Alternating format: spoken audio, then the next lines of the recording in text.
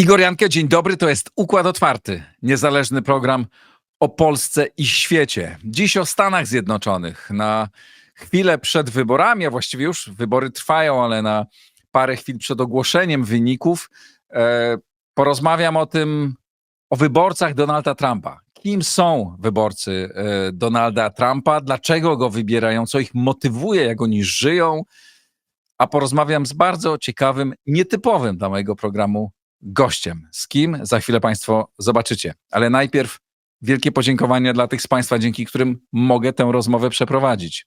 Dziękuję bardzo patronom, dziękuję mecenasom. Jeśli Państwo chcielibyście dołączyć do tego grona i współtworzyć Układ Otwarty, to znaczy również doradzać mi, z kim mam rozmawiać i o czym, jakie pytania zadać, słucham moich patronów, to zachęcam, wejdźcie na profil Igor Jankę w serwisie patronite.pl i zachęcam do wspierania. Również jeśli Państwa firma chciałaby dołączyć do grona mecenasów, zapraszam do bezpośredniego kontaktu. A teraz już łączę się z miastem Springfield w stanie Missouri. A oto mecenasi Układu Otwartego. EcoVoltis, firma dostarczająca energię ze stałą ceną aż na 5 lat.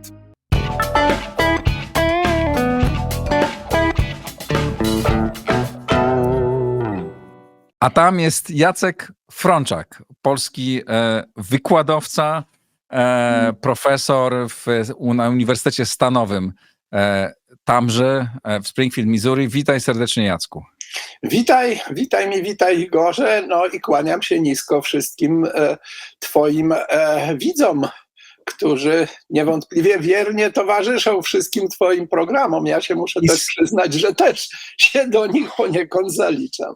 Bardzo, bardzo się cieszę i słuchaczom, bo słuchają nas również ludzie na platformach podcastowych.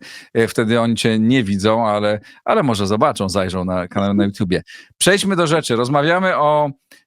Chciałbym z tobą porozmawiać o tym, jacy ludzie i dlaczego wybierają Donalda Trumpa, jak oni żyją, jakie mają problemy, co powoduje, że wybierają polityka kontrowersyjnego i który budzi bardzo wiele kontrowersji na świecie i w Stanach, który nie jest banalną postacią.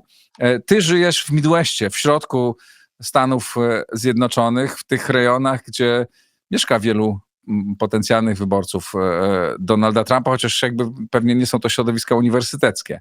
Jacku, kto w twoim otoczeniu, jacy ludzie wybierają Trumpa i dlaczego? No więc dobrze, żeś wskazał moje otoczenie. No tutaj to słuchaj. Szukać by wyborcy Trumpa ciężko było. Ja podejrzewam, zresztą ja tego nie specjalnie ukrywam, jestem takim otwartym, rzec by można, konserwatystą, więc to jest dość szczególna moja sytuacja. Dzięki temu żyję w pełnej izolacji od mojego akademickiego środowiska, co jest też dość ciekawe, dlatego że wszyscy są niebywale dla mnie mili, uprzejmi, grzeczni i profesjonalni i kontakty utrzymują ze mną, obowiązkowo kontakty profesjonalne. Natomiast już parę lat temu zanikły, rzec by można, kontakty towarzyskie. Więc na pewno na uniwersytecie w sensie takim, powiedzmy sobie, normalnym, towarzyskim, nie powinienem szukać tutaj wyborców Trumpa, ani nawet z nikim wymieniać na ten temat poglądów. Szczerze powiedziawszy, jedyna osoba, z którą mogłem sobie szczerze o polityce porozmawiać, to był pan, jak to się nazywa, janitor, to jest sprzątacz, który tam, nie wiem, wieczorami wykonywał swoje obowiązki razem ze swoją grupą, rozglądał się dookoła uważnie, patrzył, czy kolegów nie ma. No i wtedy zaglądał do mojego biura i tam żeśmy sobie ucinali pogawędki stricte polityczne. Ten był niewątpliwie gorliwym wyborcą Trumpa, czy w ogóle należał do grupy, jakby to powiedzieć, supporterów, tu się mówi. No, ja także do niej należę. Więc kim są wyborcy Trumpa? Przede wszystkim scharakteryzowałeś dobrze geografię. A ta geografia ma tutaj duże znaczenie. Z tym, że myślę, że jest to znaczenie podobne jak w Europie, dlatego że żywioł konserwatywny, żywioł ludzi przywiązanych do wartości i tradycji, które określamy mianem konserwatywnych, lokuje się przede wszystkim na prowincji. My znamy się z czasów warszawskich. Ja pierwsze 50 lat życia przemieszkałem w Warszawie i jakby rzeczywistość wielkiego miasta jest dla mnie oczywistością i takim ekosystemem, w którym dobrze pływałem, po czym przeniosłem się w wieku 49 lat do miasta, no jakież miasto polskie można byłoby porównać, też już nie wiem, ale ty pewnie będziesz wiedział lepiej. 160 000 mieszkańców to jest nasze Springfield. Bielsko-Biała ma 160 000. No właśnie, no więc do Bielska-Białej. Tutaj to się zresztą troszkę inaczej liczy w Ameryce, dlatego że miasto się określa pojęciem city limit, a to wszystko, co dookoła, no to już jest poza miastem, tak zwana metropolitan area, więc z tej perspektywy Springfield jest nieco większe, ale to w ogóle nie zmienia istoty problemu.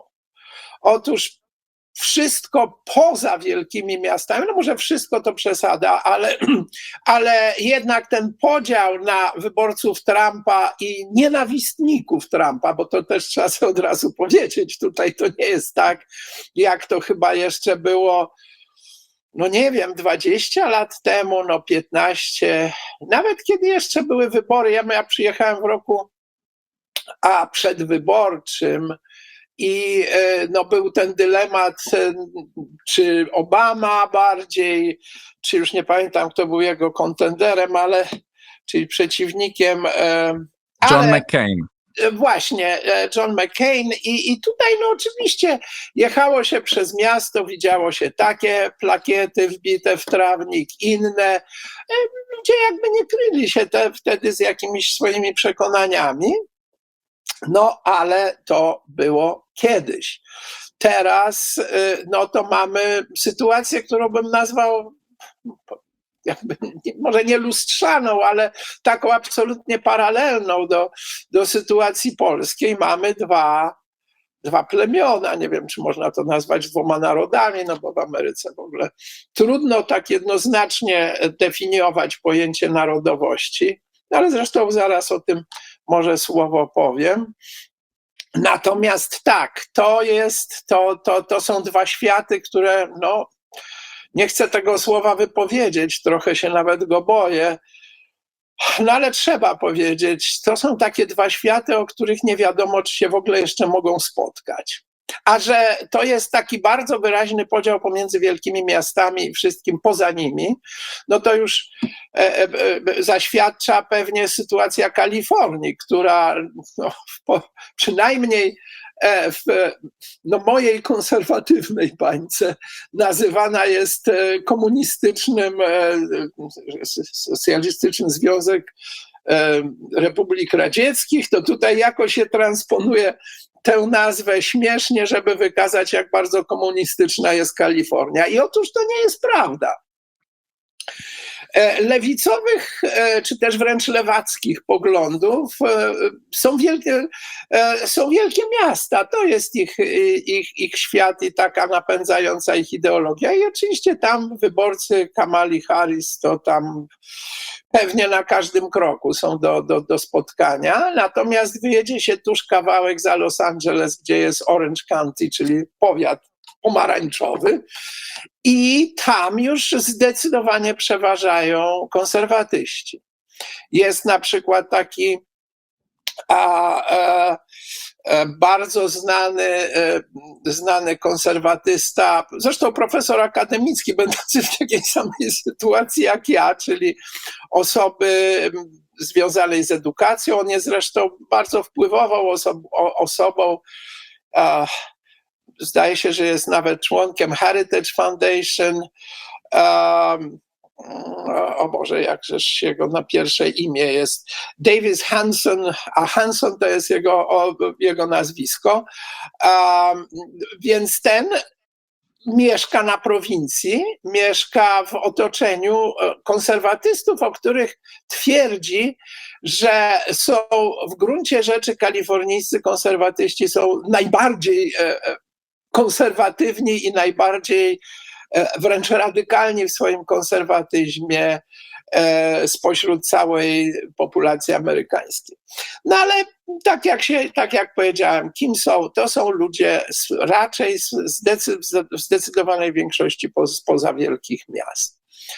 Czy chcesz jakiejś szczegółowszej charakterystyki? Tak, wiesz co, opowiedz o tym, o swoim otoczeniu, tak? Znaczy o tym, jak ty o otoczeniu, o Springfield, o tym, co jest poza Springfield, no bo żyjesz w Midwestie, tak? Rozumiem, że tam w większości ludzie głosują na Trumpa, ale jednocześnie pracujesz na uczelni, jesteś artystą, bo grafikiem, tak, ja dla Państwa informacji, kiedy myśmy pracowali razem w latach 90., Jacek był dyrektorem graficznym Życia Warszawy, kiedy w takim okresie najwspanialszym i najbardziej heroicznym. Tak, i takim również designerskim. Robiliśmy bardzo designerską gazetę. W życiu bym nie wpadł, że Jacek Frączek zostanie trumpistą. No wtedy jeszcze w ogóle o Trumpie nie słyszałem, ale jak kiedy przez przypadek trochę po latach się spotkaliśmy,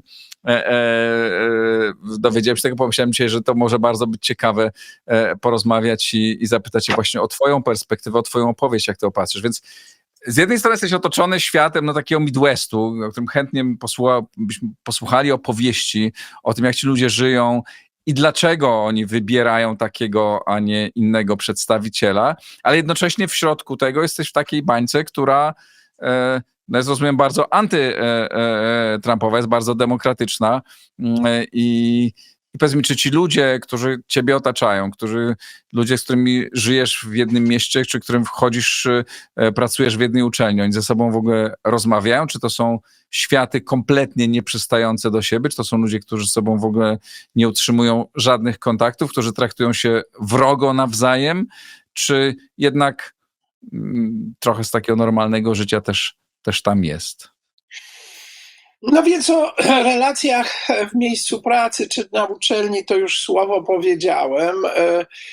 Ponieważ to jest uniwersytet stanowy i ponieważ stan jest konserwatywny, to zabawne, tu się mówi stan czerwony, co oczywiście w Polsce kompletnie inne asocjacje wywołuje, dokładnie przeciwne, ale tu w Ameryce czerwony kolor to jest kolor Partii Republikańskiej, w związku z tym, no właśnie, to jest czerwony stan, a uniwersytet jest stanowy, żyje z pieniędzy podatników swojego stanu. W związku z tym byłoby radykalną nieostrożnością dla kogokolwiek z moich kolegów próbować, zdaje się, że mnie moje pieski oblazły, ale mam nadzieję, że jakoś to heroicznie zniesiemy. Więc byłoby to wielką nieostrożnością cokolwiek tutaj jakby kwestionować z mojego światopoglądu. Zresztą wszystkie te publiczne uczelnie bardzo zasadniczo podkreślają swoją otwartość na różnorodność. Ja zresztą kiedyś na jakimś takim bankieciku, na który jeszcze uczęszczałem, powiedziałem moim kolegom, że no cóż, powinienem być tutaj wręcz chroniony na mojej uczelni, bo jestem na moim wydziale właściwie tylko jedynym dowodem na to, że istnieje jakakolwiek różnorodność myśli, bo że różnorodność pochodzenia czy etniczności istnieje, to niewątpliwe, bo mamy profesorów z różnych zakątków świata, natomiast no, moja postawa jest tutaj dość unikalna. To zresztą nie jest tylko moja sytuacja, moja żona jest w sytuacji identycznej, z tą tylko różnicą, że ja mogę sobie pozwolić na nieostentacyjne, ale wspominanie o swoich przekonaniach, wręcz edukuję na wszelkie możliwe sposoby moich studentów, czym się komunizm kończy, dla społeczeństw, które go pokochały i adoptowały do praktyki codziennej. Natomiast moja żona, która pracuje w takim segmencie, który tu się nazywa mental health care, jest psychoterapeutką. To jest środowisko, w którym w ogóle nie można pary z gęby puścić o swoich trumpowych afiliacjach. To w ogóle nie ma mowy.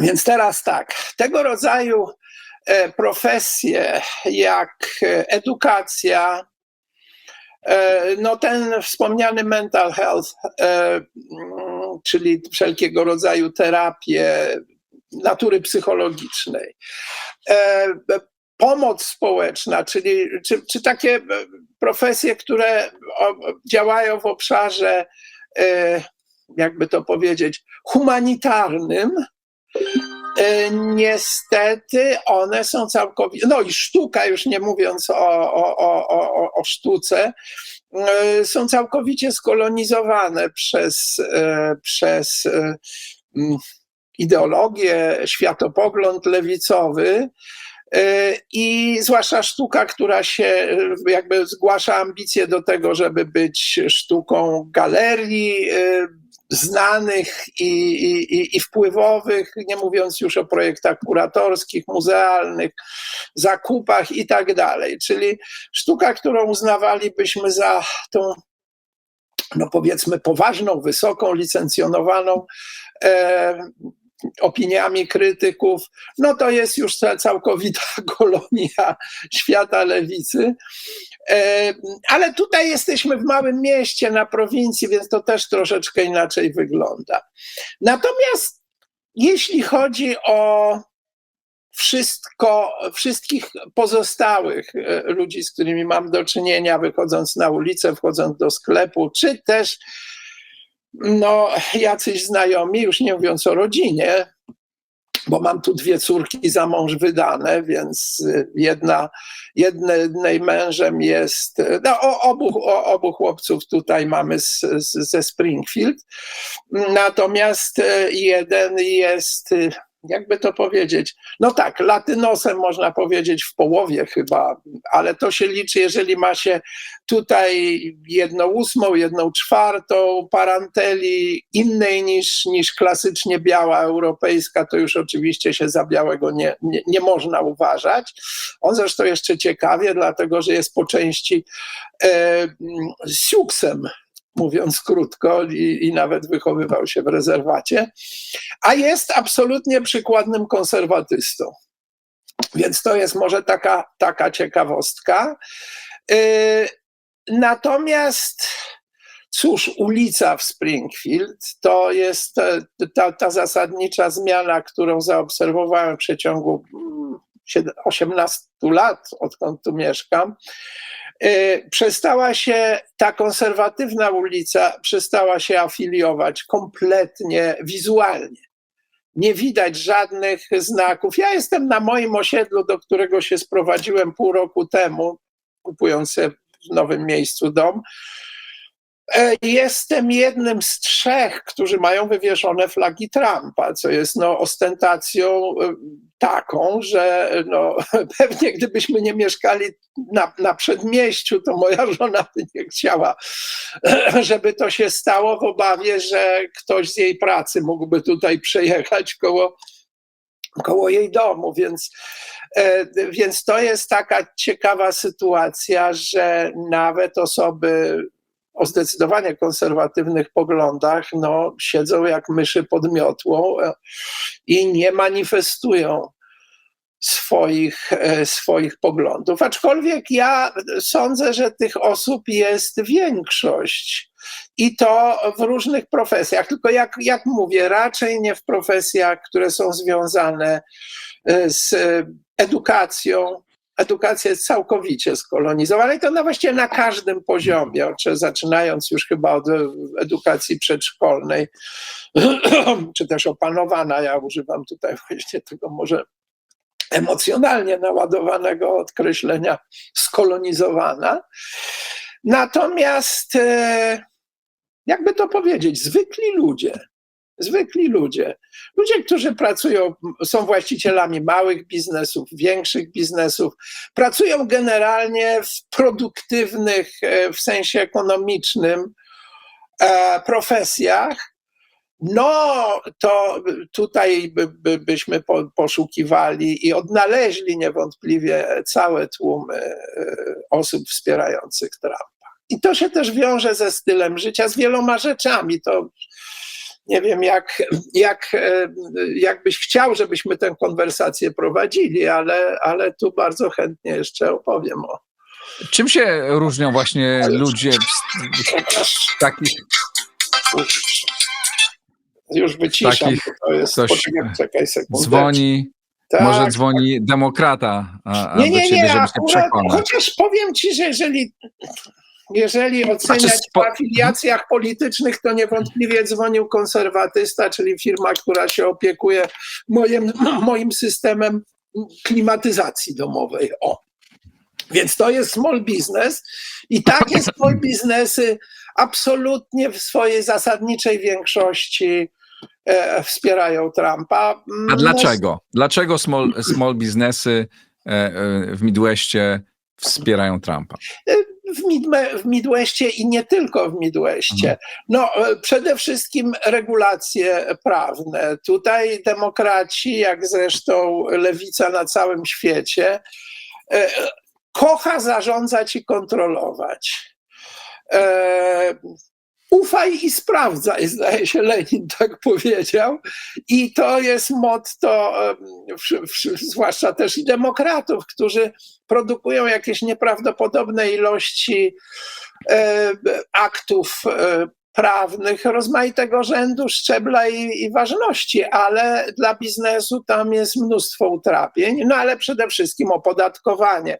No przecież to chyba już i do Polski dotarła ta informacja sprzed lat, z czasu prezydentury Trumpa, że on jako jeden chyba z 2 prezydentów ostatnich tam, nie wiem, kilkudziesięciu lat, zasadniczo obniżył podatki w trakcie swojej prezydentury i to było absolutnie odczuwalne.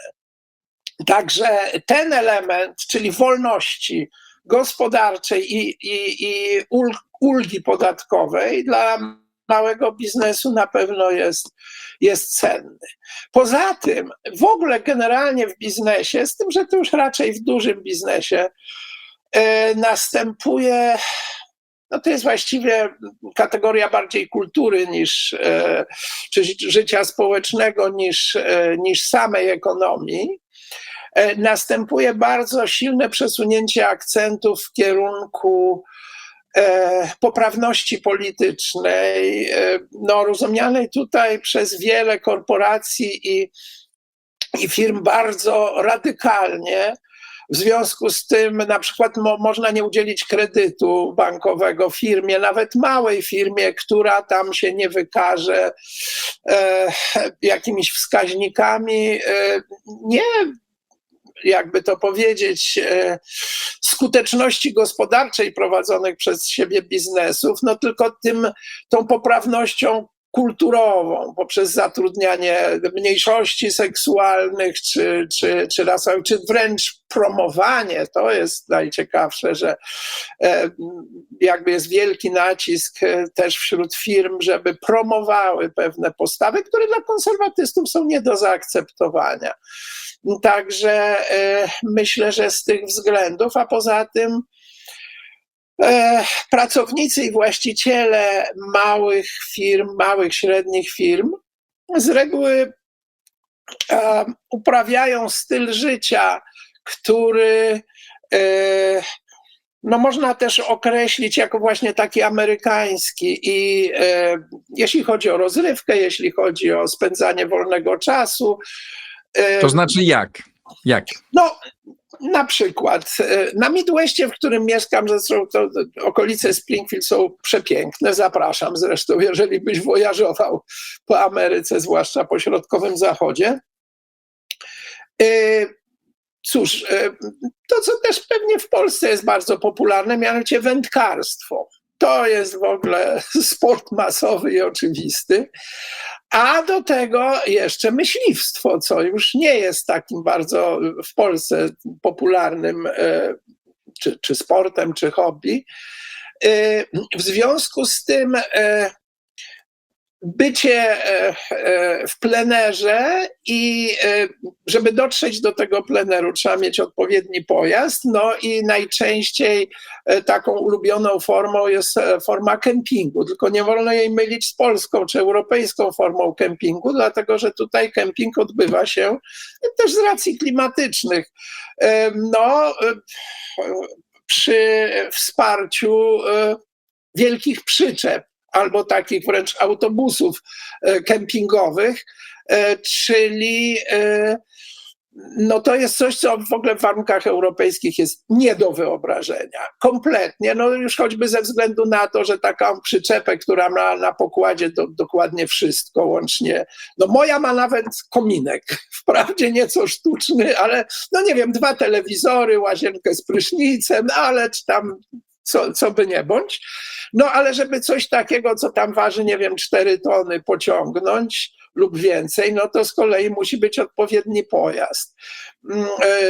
No taki pojazd, na przykład jak mój, ja mam taką półciężarówkę, jak każdy przyzwoity konserwatysta, no to napędzają ponad 300-konny silnik, tam chyba 340 koni mechanicznych.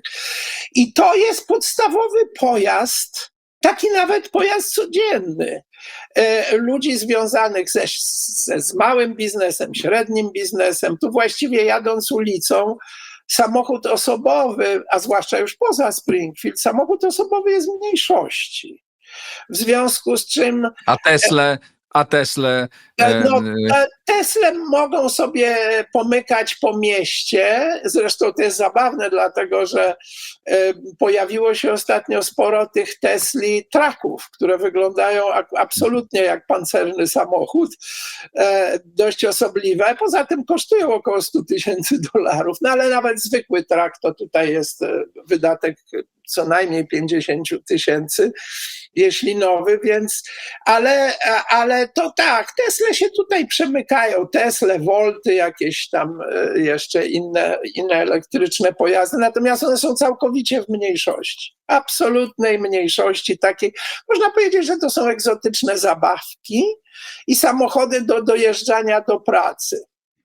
Ponieważ, produkowane przez najbardziej zagorzałego zwolennika Donalda Trumpa. O, absolutnie, ale on to popiera z wielu powodów.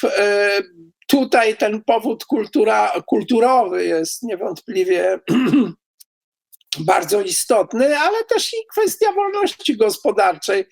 Przecież Elon się przeniósł z Kalifornii do Teksasu. Kalifornia nakłada na niego teraz jakieś zasadnicze ograniczenia w strzelaniu jego rakietami, w ogóle w jego programach kosmicznych, które to też jest dość ciekawe, które no po prostu skompromitowały coś, co było do tej pory domeną agencji rządowych, czyli programy kosmiczne. No, potrzeba Elona Muska, żeby ściągnąć z orbity amerykańskich astronautów, którzy gdzieś tam są uwięzieni, dlatego że NASA nie jest w stanie tam polecieć, a dzwonienie do Putina z prośbą o kosmiczną taksówkę, co do tej pory było praktyką, no już jakby nie uchodzi.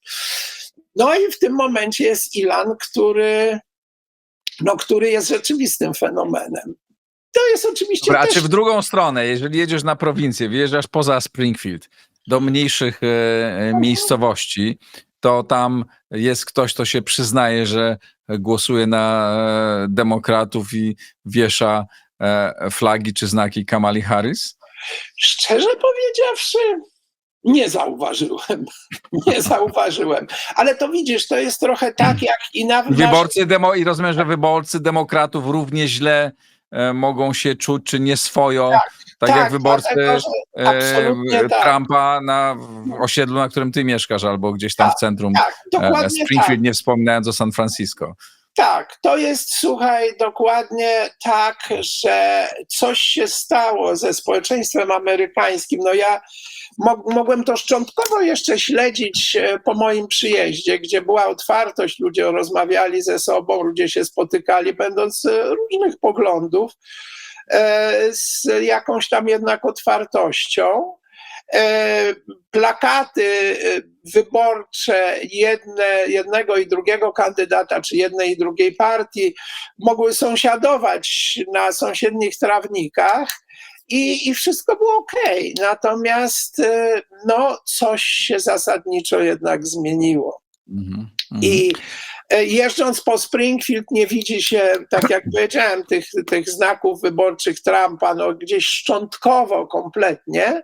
Natomiast nie widzi się też, no może nie prawie w ogóle, ale bardzo mało widzi się reklamy wyborczej Kamali Harris, co świadczy o tym tylko, moim zdaniem, że Amerykanie no po prostu wstrzymali oddech i przestali się afiszować z czymkolwiek. Wszyscy są przyczajeni, co też bardzo A dobrze, dziwne. powiedziałeś, chciałem wrócić do tych motywacji wyborców Trumpa. No wiesz, dobra, mały biznes wybiera go, bo jest obiecuje bardziej proste prawa, obiecuje niższe podatki, mniej regulacji. A na ile mają znaczenia wybory kulturowe? Znaczy, na ile ten... Kolosalnie. Jeszcze, żeby zamknąć temat ekonomiczny, to trzeba jednak powiedzieć, wiesz, no tak jak tam kiedyś, nie wiem, Clinton chyba powiedział ekonomia głupcze, no to teraz trzeba by to powtórzyć 10 razy, dlatego że różnica między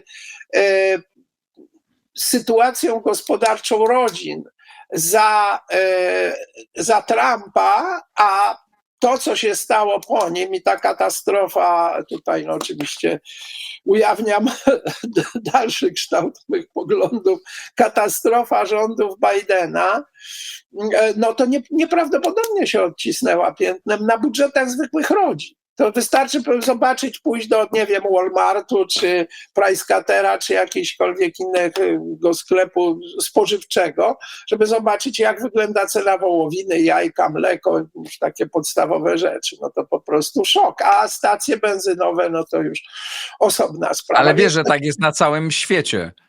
W Polsce, nie wiem jak często jesteś, ale w Polsce też ceny bardzo wzrosły. To jeżeli Trump jutro, za parę dni okaże się, że zwyciężył, jeżeli nie będzie tutaj totalnej demolki i jeżeli Ameryka nie wyleci w powietrze, no to pewnie zobaczymy, że to wraca z powrotem w dawne tory ekonomii. To znaczy, że co, że ceny, wiesz, że ceny spadną? Oczywiście, ale rzeczywiście. Przecież, słuchaj, jednym z podstawowych czynników cenotwórczych jest cena energii, jak dobrze wiemy. Europa jest na skraju zapaści, upadku kompletnego, natomiast Ameryka ma złoża ropy i gazu większe niż Arabia Saudyjska. Nawet jeżeli zacznie się jakaś kompletna zawierucha na Bliskim Wschodzie, Suez zamknięty, Ormus zamknięty, nie ma eksportu ropy z Iranu, z Saudi Arabii, to Ameryka sobie poradzi. Ameryka wtedy weźmie na hol Europę prawdopodobnie z racji swoich zasobów. Także nie. Tutaj ja bym nie przykładał takiej ogólnoglobalnej miary do sytuacji amerykańskiej i ekonomii amerykańskiej. Oczywiście zapytam cię jeszcze o sprawy polityki międzynarodowej i Ukrainy, ale zostawmy to sobie na później, Dobrze, tylko państwo anonsuje, że o tym porozmawiamy. Tak. Właśnie te kulturowe kwestie, ja bym je może połączył w taki pakiet religia, wartości, edukacja, styl życia. Troszkę o stylu życia powiedziałem, no więc jeszcze tylko dodam, że wszystko w Ameryce związane jest, no i to po części jest kwestia ekonomiczna, wszystko jest związane z benzyną.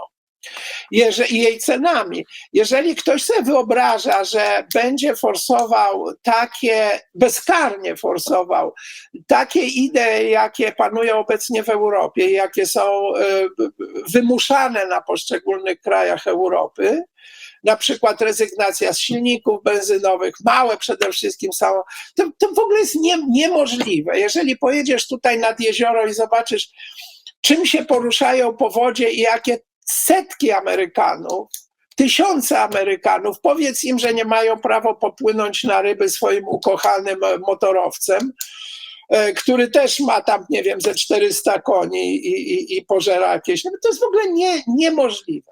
Natomiast dalej, co jest dla Midwestu bardzo istotne i charakterystyczne?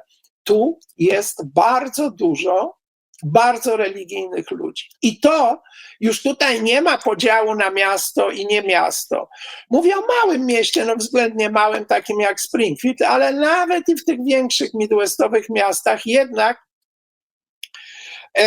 poziom zaangażowania religijnego ludzi, mówię o tak zwanych chrześcijanach, tak się tutaj nazywa te wszystkie wyznania chrześcijańskie, no plus katolików, to jest nie do porównania z tym, czym stała się Europa. Europa jest już absolutnie laicka i właściwie temat religii można już uznać za prawie że zakończony.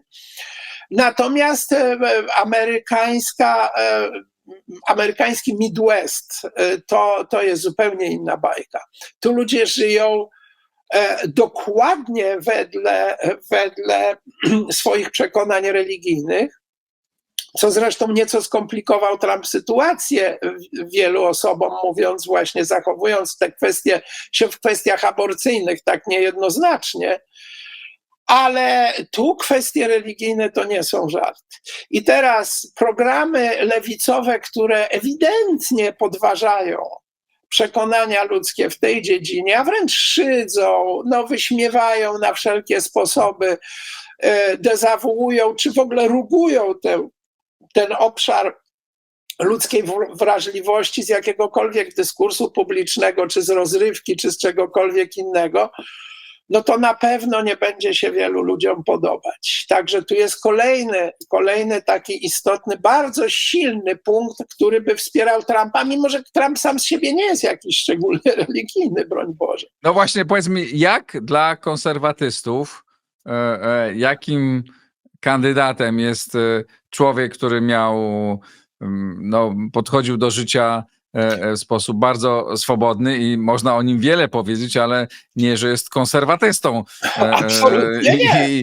I tak. To mieszkańcy Midwestu nie mają z tym problemu? Niektórzy mogą mieć, niektórzy, zwłaszcza tacy bardzo fundamentalistyczni religijnie, nawet istnieje duża obawa, że mogą odstąpić od głosowania, ale to nie będzie oznaczało, że będą głosować na Kamale. To jest dla nich to jest trochę tak jak wybór między, nie wiem, Belzebubem a jakim innym szatanem.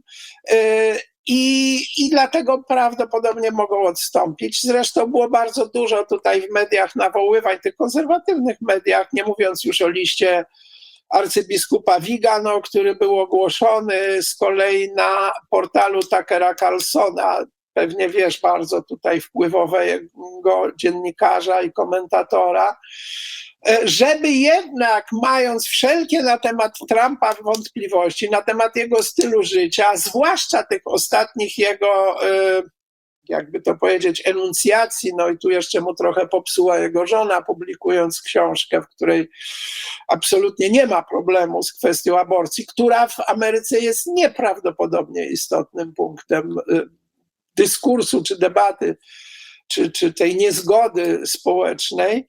Więc nawet tu prosił i inni przywódcy religijni proszą, żeby jednak nie kwestionować w postawie Trumpa zbytnio tego i raczej na niego głosować. No z tego względu, że on jednak nie przeciwstawia się postawom religijnym, czy też nie kwestionuje życia zbudowanego na tego typu wartościach. Natomiast w przypadku liberalnych demokratów, czy tych tak zwanych liberal progressives, czyli postępowców po naszemu, to jest oczywiście pierwsza podstawowa kwestia. To jest walka z rodziną i walka z religią i to jest niestety widoczne. A czy dla tych... Dobra, przepraszam. Tutaj właśnie ten punkt płynnie przechodzi w drugi punkt, mianowicie edukacja. I Trump ogłosił, że zlikwiduje Ministerstwo Edukacji. Federalne Ministerstwo Edukacji. Zresztą tutaj ma sprzymierzeńca, bo jak zapewne wiesz, zaproponował Elonowi Muskowi kierownictwo takiej, nie wiem, komisji, komórki, która będzie poddawać rewizji kadry rządu federalnego i w ogóle ich zasadność, nie mówiąc o intencji odchudzenia radykalnego budżetu federalnego, i będą, jak rozumiem, ciąć ten tak zwany deep state i wywalać, w związku z czym niektórzy twierdzą, że Trump se długo nie pożyje z takim celem i zamiarem. Natomiast edukacja to jest rzecz kompletnie straszna. Ja niestety biorę w tym udział na poziomie akademickim, ale to ma też dla mnie ciekawy punkt obserwacyjny. Po pierwsze widzę, że ta młodzież, z którą ja mam do czynienia, jest nieprawdopodobnie słabo wykształcona, jeśli chodzi o, przede wszystkim o historię, o takie pożyteczne, matematyczno-logiczne też sprawy. Oczywiście na Wydział Sztuki trafiają ci, którzy niewątpliwie nie kochają matematyki ani fizyki, ale mój drugi zięć, który właśnie w tym roku skończył zresztą cum laude Wydział Inżynierski, to też zdawał mi stamtąd relację. Amerykanie nie chcą się uczyć konkretnych przedmiotów. Nie chcą się uczyć, stąd taki wielki import. Tutaj już nie ironicznie i nie żartobliwie inżynierów i doktorów. Bo po prostu każdy chce zostać pisarzem, youtuberem, każdy młody człowiek marzy o tym, żeby być aktorem, influencerem, nie wiem czym tam jeszcze, działaczem społecznym, natomiast praktykiem, zwłaszcza działalności gospodarczej, czy w nauce, czy tym, nie. Więc edukacja to jest rzecz straszna. I tutaj ten wątek wartości wyznawanych i kultury, generalnie kultury i tradycji, zderza się z zupełnie niebywałą praktyką. Ale ty jako trumpista, rozumiem, bo sam się zdeklarowałeś, możesz wykładać na uniwersytecie i nie masz z tym problemu. Ja już to wcześniej zaznaczyłem, to jest sytuacja moja i tutaj chwalę mój uniwersytet i nie mam co do tego cienia wątpliwości, ale pewnie parasol ochronny nade mną roztacza fakt tego, że to jest uniwersytet publiczny w konserwatywnym stanie. Natomiast gdybym ja również na uniwersytecie publicznym, czy na wschodnim, czy na zachodnim wybrzeżu, czy też w którymkolwiek wielkim mieście, w Chicago, St. Louis, tam nie wiem, Denver, Boulder, akurat nie duże miasto, ale znany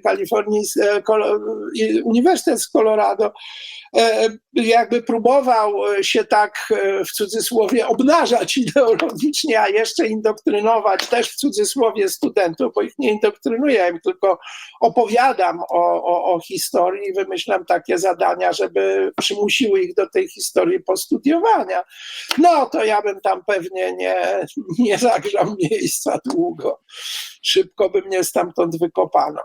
Więc powiedzmy, czy w tym tam Midwestie, zwłaszcza poza Springfield, Donald Trump jest idolem, jest uwielbianą postacią, jest ikoną konserwatyzmu, czy jest raczej takim wyborem no dobra, głosujemy na niego, no bo nie mamy na Lepszego, kogo, bo nie tak, chcemy lepszego głosować. wyboru. O nie, nie, nie. To jest absolutna ikona. Ja zresztą sam byłem na wiecu wyborczym, akurat nie Trumpa, tylko naszego kandydata na senatora federalnego, Josha Hawleya. I Trump przyjechał go wesprzeć. W związku z czym w mieście nasz uniwersytet wynajął wielką halę sportową na ten event. Do środka wlazło ponad 20 000 ludzi, na zewnątrz stało 30 000 ludzi, oglądając na wielkich telebimach. No, trzeba obejrzeć wiece, czy wyborcze, czy w ogóle spotkania Trumpa ze swoimi, jakby to powiedzieć, no supporters, to jest słowo po angielskie, ale Wyborcami. Wyborcami, tak, no tymi, którzy go popierają. Tak. On jest nieprawdopodobnym showmanem i jest przede wszystkim świetny, jeśli chodzi o kontrolowanie i organizowanie dla siebie uwagi i reakcji emocjonalnych widowni. To jest znakomity. Czasami ma oczywiście gorsze dni, czasami chodzi w pętli, ale tak czy owak jest znakomity. Ale on jest dla nich idolem, bo co? Co takiego pociąga go w tym człowieku, jest jedna rzecz, zachował się, który płacił prostytutkom, który wymieniał żonę, aborcję, cudawianki, robił dziwne bardzo biznesy. Słuchaj, co w nim jest fascynującego, jeżeli oni wybierają jego? Odpowiem ci w jeden sposób chyba, ale no znowuż taki ikoniczny. Przypomnij sobie zdjęcie z pierwszego zamachu. To słynne fight, fight, fight. Wiesz, o czym mówię. Tak. Które teraz jest porównywane z tym słynnym zdjęciem żołnierzy amerykańskich zdobywających Iwo Jimę, tę japońską wyspę, i podnoszącym flagę. To jest zdjęcie, które jest absolutną ikoną w kulturze amerykańskiej i to ujęcie z zamachu, kiedy Trump tam podnosi pięści, zakrwawiony tam ochroni przez ochronę, to jest też ikona. Amerykanie po prostu lubią twardzieli. No to jest kraj, który dał światu kulturę westernu. W dużej mierze też dał światu kulturę, mówię o popularnej rozrywce oczywiście, filmowej czy książkowej, dał światu kulturę kryminału, gdzie są takie proste schematy. I Trump jest tym, który wjeżdża na koniu i walczy ze złem? Tak, dokładnie, to jest ten kowboj, który przyjeżdża do miasteczka i sprawia lanie tym sukinsynom, którzy opanowali to miasteczko, a pobożni i biedni mieszkańcy chowają się tam, nikt nosa nie chce wychylić, każdy jest przerażony i no po prostu zdominowany przez to zło, które się panoszy. No i zresztą taki jest też widoczny tego obraz, gdzie ludzie w kraju, który... I Trump jest symbolem dobra. Trump jest symbolem siły przede wszystkim. Siły do walki z tym, co oni rozpoznają jako dobro, a ich nie specjalnie interesuje, czy on jest święty. To jest mało, jak wszędzie dookoła na świecie, bardzo mało jest świętych ludzi, bardzo mało jest ludzi, którzy żyją w pełni z prawidłami i przykazaniami nauk bożych. W związku z czym oni mają dla niego dużo, że tak powiem, miłosierdzia w tych kwestiach, o ile rzeczywiście walczy w sprawach zadeklarowanych przez siebie, ale będących ich sprawami. Poza tym jest jeszcze jedna rzecz. Ponieważ od początku Trumpa, nawet starań o pierwszą prezydenturę, był obiektem tak bezprecedensowych, ale to kompletnie bezprecedensowych ataków mediów głównego nurtu, celebrytów, no po prostu, zresztą co bardzo zabawne, bo celebrytów, z którymi się przed chwilą przyjaźnił, jako demokrata, prawda, w momencie, kiedy się zadeklarował jako republikański kandydat, wylała się na niego tak nieprawdopodobna ilość hejtu, amerykański wymiar sprawiedliwości tak strasznie się skompromitował i to na wielu poziomach, no i zresztą FBI i tak dalej, prowadząc wobec niego różne dochodzenia, które niczego nie dowiodły. Więc Amerykanie lubią kogoś, kto się tutaj określa jako underdog, czyli taki, na którego wszyscy się rzucają, czy ewentualnie rzuca się na niego ten silny przeciwnik, który ma wszystkie atuty w garści, który tam, nie wiem, no musi zamordować, a jednak tamten się nie daje i rusza do walki i zwycięża często. Więc to jest to, co Amerykanie po prostu lubią. To jest taka poetyka, no powiedzmy sobie, westernu, Dzikiego Zachodu. To kulturowo gdzieś tutaj jest głęboko zakorzenione. No ale też pamiętajmy, że Trump wyjechał w pierwszych swoich wyborach na karcie imigrantów nielegalnych. Ja pamiętam, że jak pierwszy raz słuchałem jego wystąpień jako kandydata, bo ja wtedy w ogóle nie obstawiałem takiego gościa, miałem zupełnie innego kandydata i nagle zacząłem słuchać, myślę, o czym ten gość mówi? A czy to w ogóle jest jakaś istotna sprawa? No ale okazała się to sprawa istotna, a teraz to już wręcz fundamentalna, dlatego że to z kolei dotyczy następnej sprawy, która jest, która jest zwłaszcza tutaj dla mieszkańców większych ośrodków jest sprawą niebywale ważną. To jest kwestia osobistego bezpieczeństwa. To jest kwestia osobistego bezpieczeństwa, którą demokraci rozmontowali. To wystarczy sobie zobaczyć, jak tam się mieszka w Oregonie, czy w stanie Washington, w wielkich miastach, Portland, czy tam gdzie indziej. To po prostu, no San Francisco to już jest jakby symbol, nie nazwę tego ikoną, bo to jest taki dość smrodliwy i symbol upadłego miasta rządzonego przez demokratów, gdzie osobiste bezpieczeństwo ludzi jest absolutnie wystawione na szwank, gdzie firmy uciekają, zamykają się biznesy.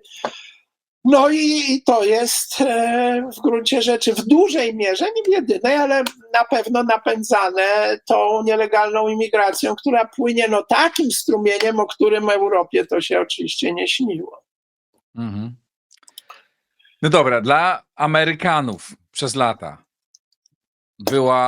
wrogiem była oś zła, na której czele stała Rosja i była to wróg Ameryki. A teraz Donald Trump mówi, że jest w bardzo dobrych relacjach z Putinem, z człowiekiem, który dokonuje strasznych mordów, którego armia dokonuje strasznych mordów w Ukrainie i który mówi, że on do niego zadzwoni, jest z nim w świetnych relacjach, wspiera go Tucker Carlson, który jedzie do Moskwy i robi takie firmy no, ocierające się o propagandowe rosyjskie materiały. To w ogóle nie rusza amerykańskich konserwatystów? Ameryka to jest duży kraj. Ukraina z ich perspektywy też jest bez znaczenia. W związku z czym cała ta, znowuż mówię, z ich perspektywy awantura ukraińska, no to jest tylko problem taki, że płynie ogromny strumień pieniędzy na awanturę wojenną. Zastrzegam się, to jest niewątpliwie ich punkt widzenia. Natomiast problemy kraju, gdzie wymagane są bardzo zasadnicze inwestycje z budżetu federalnego, nie są rozwiązywane, a wręcz są multiplikowane. W związku z czym no, to jest jeden taki bardzo istotny punkt, dla którego Amerykanie się generalnie, nawet pewnie i demokraci, niespecjalnie przejmują tą sytuacją międzynarodową, co dla nich pewnie ma większe znaczenie, ale to też dla tych, którzy z większą uwagą śledzą sytuację międzynarodową, a uwierz mi, takich wcale nie jest za dużo. Jak ja rozmawiam z moimi studentami o sprawach międzynarodowych, to ich wiedza jest, mimo że mają obowiązek brania również przedmiotów związanych z polityką zagraniczną, ale tu nie ma wielkiego zainteresowania, to ich nie kręci. No może kwestia Chin ich by kręciła bardziej, no ale tutaj to pewnie ta argumentacja, że Trump być może próbuje rozbić ten team, ten związek Chin z Rosją, próbując oddziaływać na Putina, że może to jest dla nich jakimś istotnym wytłumaczeniem, ale też pamiętajmy, że Trump jest osobowością bardzo nietuzinkową. Po pierwsze jest niebywałym zupełnie gotykiem i chwalipiętą, co oczywiście dla Polaków jest nie do przyjęcia, ale Amerykanie to kochają, tu się każdy chwali. Ktokolwiek cokolwiek zrobi, to już jest wielki achievement, wielkie osiągnięcie. Więc, a z drugiej strony Trump jest niebywale teatralny i raz mówi tak, drugi raz mówi tak, natomiast to mu jakoś uchodzi poprzez to, że z drugiej strony jest niebywale autentyczny w tym. No pamiętajmy, jak mu opowiadał o przywódcy Korei Północnej, o tym, jak znakomitych jest z nim relacjach, a tamten, prawda, tam ostrzył szpice rakiet nuklearnych, które tam już szykuje na Amerykę. Więc to są takie gry, które słowne i myślę, że nie robi to jakiegoś większego wrażenia na Ameryce. Putin jest tu... Mój Boże, trudno mi nawet powiedzieć, czy ktokolwiek się jakoś tam bardziej skupia na tym, kim tak naprawdę ten Putin jest. Pamiętajmy, że w czasie drugiej... cóż ja mówię, na litość boską. Adolf Hitler, nie pamiętam w którym roku, ale to ty będziesz wiedział, trafił na okładkę Time Magazine jako człowiek roku. Prawda?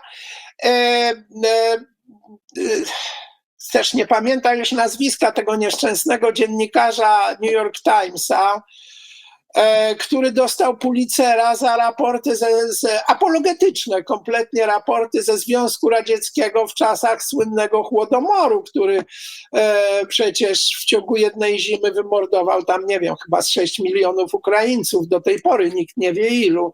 W związku z czym można snuć różne narracje w Ameryce na temat obcych krajów i to nie musi wzbudzać jakichś wielkich emocji. No, a z punktu widzenia Polaków mieszkających, takich jak Jacek Frączak, który deklaruje, który wspierasz Trumpa. No, zagłosowałem na niego wczoraj. Już zagłosowałeś. A to jak ty się mierzysz z jego podejściem do Ukrainy i do tej wojny, która dla Polski jest rzeczą fundamentalnie ważną? Oczywiście, że jest fundamentalnie ważna. Ja myślę, że Trump po prostu tak jak powiedział, tak to zrobi, czyli tę wojnę zakończy. On nie słynie z tego, że rozpoczyna czy kontynuuje wojny. On był właściwie takim wyjątkiem wśród prezydentów amerykańskich, że pokończył wszystkie wojny, które zdaje się za jego czasu się toczyły, mniej lub bardziej otwarte. Tak, jak chciał w kogoś walnąć, to walnął, ale to na zasadzie takiej punktowej. Natomiast ja myślę, że jednak Trumpowi będzie zależało na utrzymaniu sytuacji Polski w miarę bezpiecznej i na pewno sojuszniczej, ponieważ tutaj mu potrzeba pewnie w polityce zagranicznej jakiegoś rozsądnego balansu pomiędzy Rosją a Europą, czy może tym takim konglomeratem chińsko-rosyjsko-irańsko, nie wiem jeszcze jakim, a Europą. Rola, która została wyznaczona Niemcom, to chyba jeszcze, nie wiem, za Obamy, no to nie jest bajka, przynajmniej w pierwszej prezydenturze, to nie była bajka Trumpa i tutaj to przesunięcie pewnej wagi w sytuacji, w balansie ważności w Europie, w stronę Europy Wschodniej, no te sławetne Międzymorze, czy jakkolwiek, no tu może wzmocnić sytuację bezpieczeństwa Polski od tej strony, o ile Polska w moim odczuciu się nie wplącze jeszcze za tej prezydentury schodzącej już w jakiś większy kłopot. Natomiast jeśli chodzi o samą Ukrainę, no to pewnie będzie ten konflikt starał się Trump zakończyć jakimiś, no to jak to on, prawda, negocjacjami, jakimś dealem. Czy ten deal będzie dla Ukraińców wymarzony, trudno powiedzieć, ale też trudno powiedzieć tak naprawdę, czego Ukraińcy pragną, wyobrażając sobie, że jest to jeden monolit oczekiwań, pragnień i dążeń. Moja była studentka, a obecnie szefowa, jest Ukrainką z Kijowa. No i nawet niedawno z nią rozmawiałem, więc no bardzo, bardzo, bardzo się lęka o losy swojej rodziny. Mówi, że wśród jej znajomych, wśród rodziny, każdy właściwie ma jakichś znajomych, z której to rodziny ktoś poległ lub został okaleczony i tak dalej. W związku z czym tam też nie usłyszałem w głosie entuzjazmu pod tytułem no do ostatniego Ukraińca, prawda, idziemy, koniec, a wręcz wiem, że sporo młodych ludzi nie będzie chciało dalej się ubierać w te kamasze. No i w związku z tym jakiś pomysł na deal z Rosją, pewnie terytorialny, wcale nie musi wielu Ukraińców zmartwić. A że jako Ameryka na tym zarobi, Niemcy na tym zarobią i tak dalej, no cóż, polityka zagraniczna jest bezwzględna. To niestety mało jest krajów, którym się wydaje, że operuje wyłącznie na wartościach moralnych. Rozmawiamy jeszcze w czasie, kiedy nie znamy wyniku wyborów, ale pewnie trudno przewidywać, żeby jedna strona wygrała zdecydowanie. Pewnie będzie to zwycięstwo niewielkie, ktokolwiek, czy Kamala Harris, czy Donald Trump zwycięży. Zapewne będą spore targi o to. Twoim zdaniem, co będzie?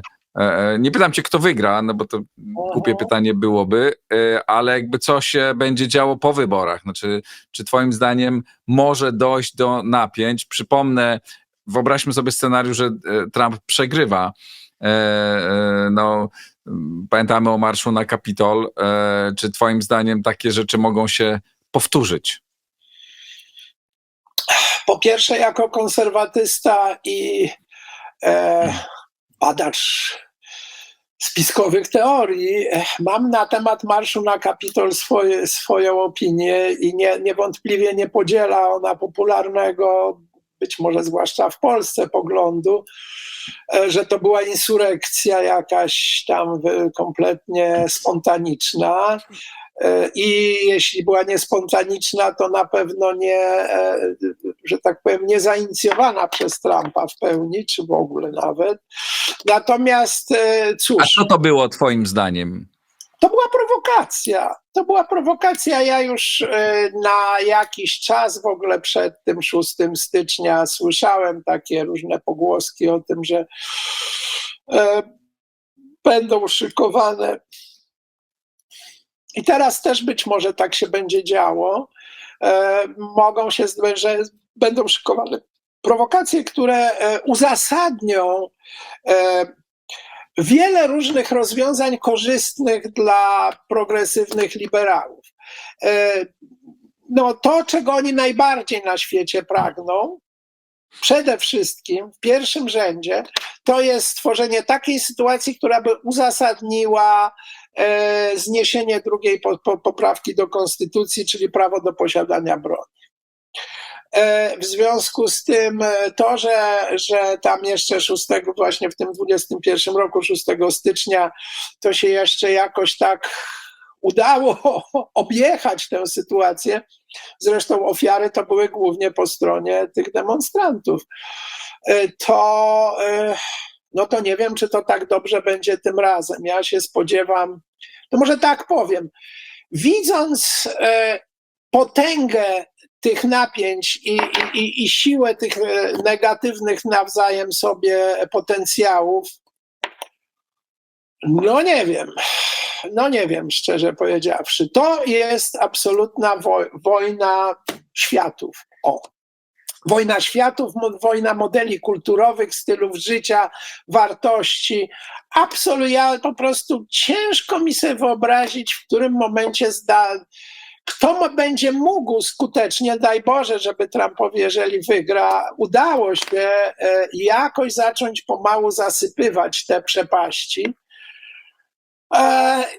Daj Boże. Natomiast z kolei, jeżeli wygra Kamala, to na pewno to tutaj te przepaści się po prostu, te płyty tektoniczne się rozjadą w sposób doskonały. No a wtedy, no zresztą, jeżeli nawet Trump wygra, to pewnie już słyszałeś, że wielkie miasta już się barykadują. To pewnie słyszałeś. Plywood, czyli te takie, nie wiem, sklejka, tak? Te takie wielkie arkusze sklejki, no, stają się towarem deficytowym, bo wszyscy kupują, ci, którzy mają sklepy z witrynami wychodzącymi na co bardziej prominentne ulice, no to barykadują sobie te witryny. Bo boją się demonstracji, tak? A boją się dokładnie tego, co się działo w 2020 roku po tej nieszczęsnej śmierci tego czarnoskórego, jakżeż on tam się Floyd nazywał bodajże, gdzie to było w sposób doskonały wykorzystane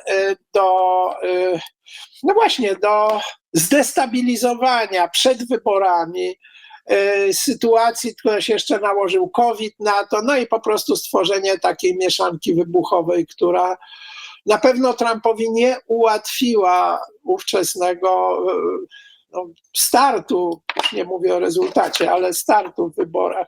Więc teraz jako konsekwencja, zresztą wiesz, scenariuszy tu może być bardzo dużo. Ja nie wiem po prostu, czy demokraci sami z siebie zgodzą się oddać władzę. Ja się a uważasz, że trumpiści sami z siebie zaakceptują wybór drugiej części Stanów Zjednoczonych? Ja też nie wiem. Jeżeli by się zdarzyła sytuacja taka, która by dawała jakieś silne sygnały tego, że wybory zostały jakoś tam, jak to się popularnie mówi, skręcone, no ale to chyba Stalin powiedział, nieważne jak głosują, ważne kto liczy głosy. W związku z tym, jeżeli tu będzie jakikolwiek ślad ewidencji takich machinacji, no to ja nie wiem, czym to się może skończyć.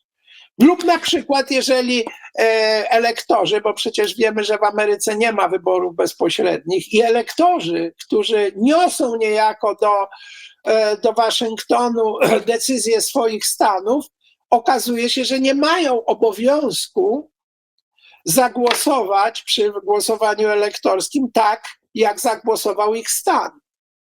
I teraz wyobraźmy sobie sytuację, w której elektorzy poszczególnych tam stanów, takich, w których sytuacja była taka, powiedzmy sobie, graniczna, powiedzą, że nie, no wynik w moim stanie był na rzecz Trumpa, ale ja tak nie uważam i koniec. To jest możliwe, tak, że elektor zagłosuje inaczej? A tak, były w historii on takie wróci przypadki? do domu, obetną mu tam głowę, nabiją na pikę, a rodzinę przeklną do 5. pokolenia, no ale może to zrobić. A były takie przypadki w historii? Nie wiem, ja nie jestem historykiem. Pamiętam nawet, że w 20 roku próbowano z kolei w drugą stronę, żeby przekonać elektorów, że w ich stanach, mówię o tych wahających się, jak to się po polsku mówi, tych swing states, żeby tam wykazać, że ponieważ doszło do jakichś niejasności wyborczych, to że ja zresztą nie jestem ekspertem od tutaj tych niuansów polityki amerykańskiej, ale tak słyszałem, więc teraz nie należy mojej opinii tutaj brać za absolutnie wiążącą, ale tak myślę, że oni mogą tak zrobić. Inna rzecz, że Senat w ogóle może nie przyjąć wyniku wyboru. Tam jest jeszcze wiele różnych scenariuszy, które mogą nastąpić. Zresztą pamiętajmy, że skoro Trump i jego środowisko uznało wybory 20 roku za sfałszowane, co wydaje mi się, na co sporo jest dowodów, to jednak dokładnie to samo zrobiła Hillary Clinton, która powiedziała, to nie jest mój prezydent, wybory były sfałszowane. Czyli Także teraz też pewnie obie strony będą to mówić, ale ciekawi mnie z takiego punktu widzenia społecznego, tak? Czy twoim zdaniem ludzie mogą wyjść na ulicę i może dojść do rozruchów, do ataków, do takich fizycznych, nie tylko politycznych, ale fizycznych napięć? Słuchaj, no są opinie, co po niektórych, i to poważnych komentatorów, którzy twierdzą, że Ameryka stoi na granicy wojny domowej. To jest, nie chce mi to przejść przez gardło, ale niestety tak jest, dlatego że, no słuchaj, każda organizacja społeczna, czy jest to państwo, czy jakaś tam mniejsze community, miasteczko, no wszędzie, gdzie mamy jakąś grupę ludzi napędzanych rozmaitymi interesami, celami, sentymentami, Bóg wie czym, każda grupa musi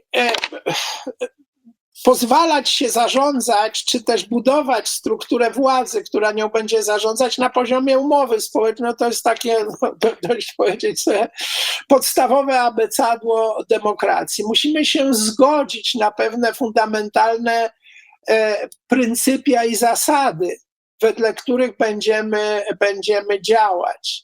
Powiemy sobie, że tak, że to ma znaczenie, wymiar sprawiedliwości ma znaczenie, orzeczenia sądów mają znaczenie i tak dalej, prawda?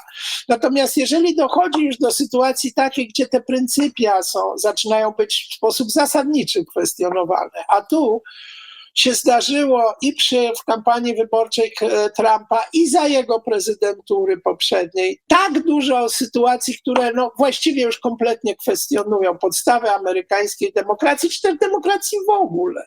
Zresztą to jest trend ogólnozachodni.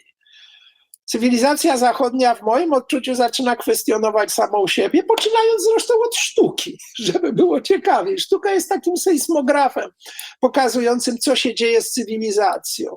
Na razie to jest jeszcze śmiesznie, jak w filmach różnych komediowych widzimy, co się dzieje z artystami współczesnymi, jak można obśmiać współczesnych kompozytorów.